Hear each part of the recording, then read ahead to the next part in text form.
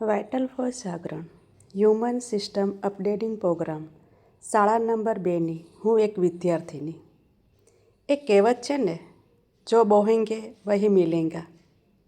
સાચી વાત છે. આ કહેવતનું મર્મ તો બધા સમજી જ ગયા હશે. જૂની કહેવત છે. તો પછી દુઃખ શા માટે? આ જે દુઃખ છે તો આપણું જ વાવેલું છે ને, એવું જ ને?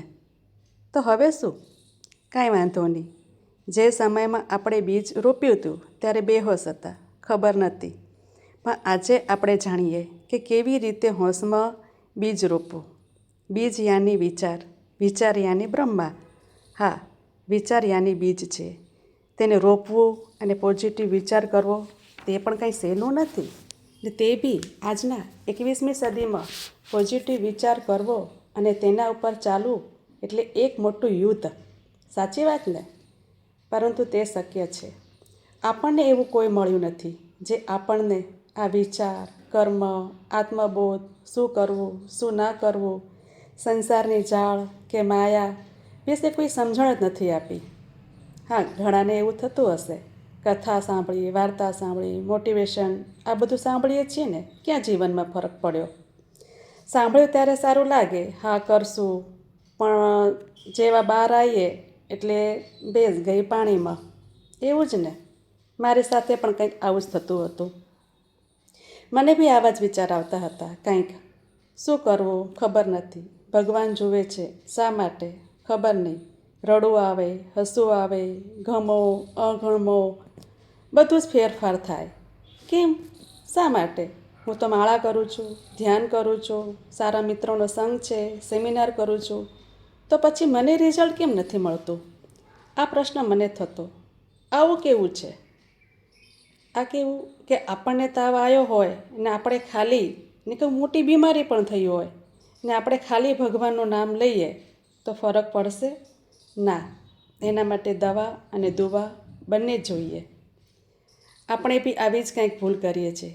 ખાલી કરીએ છીએ, સમજતા નથી. તો સમજણ કેવી રીતે પાડવી?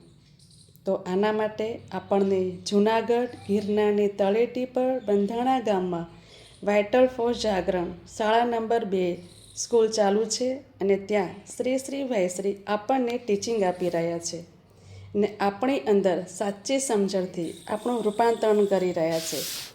આ સમજણના જે શબ્દો છે ને તેમાં દવા અને દુવા બેનો પાવર છે.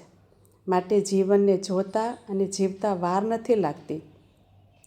સ્વર્ગ ક્યાં છે કે નથી તે મને નથી ખબર.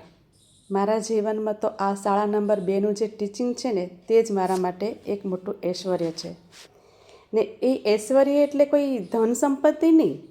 ખરેખરમાં ઐશ્વર્ય એટલે જીવન.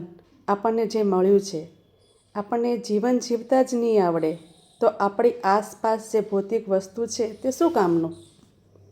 માટે આ સંસારમાં જીવન સિવાય બીજું છે પણ શું? માટે મોડું ન કરતાં આ શાળા નંબર 2નું ટીચિંગ તમારી વાટ જુએ છે. જેને જીવન સાર્થક બનાવવું હોય તે આવે અને આનો લાભ લે અને પોતે એક સાર્થક મનુષ્ય બને અને જીવનને મોજ બનાવીને પોતાનું જીવન પૂર્ણ કરે. હા, એક વાત મને કહેવાની રહી ગઈ. આની અંદર તમને બક્ષિસમાં ઘણું બધું મળશે, પણ આના માટે તમને જાતે અનુભવ કરવો પડશે. તો ચલો બધાને મારા જય શ્રી કૃષ્ણ અને જીવન એક અમૂલ્ય બનાવવા માટે